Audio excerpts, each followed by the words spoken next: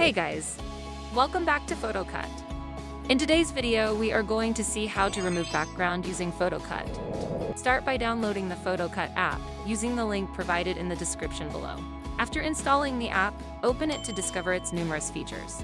It's designed to boost your creative potential in ways you never thought were possible with a mobile app. Begin by selecting the BG Remove feature. You will then have the option to choose an existing photo from your gallery or capture a new one. For this tutorial, I will use the same photo.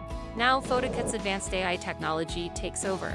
It operates swiftly and efficiently, eliminating the need for any manual intervention on your part. And just like that, your image is cut out, leaving it ready for any creative endeavor you have in mind. However, PhotoCut's offerings don't stop there. When exporting your photo, you can choose between PNG and JPG formats. Moreover, PhotoCut ensures that you don't have to compromise on quality. It allows you to select your preferred resolution to guarantee that your photo remains sharp and vibrant in any setting. That's all for today, and I'll see you in the next video.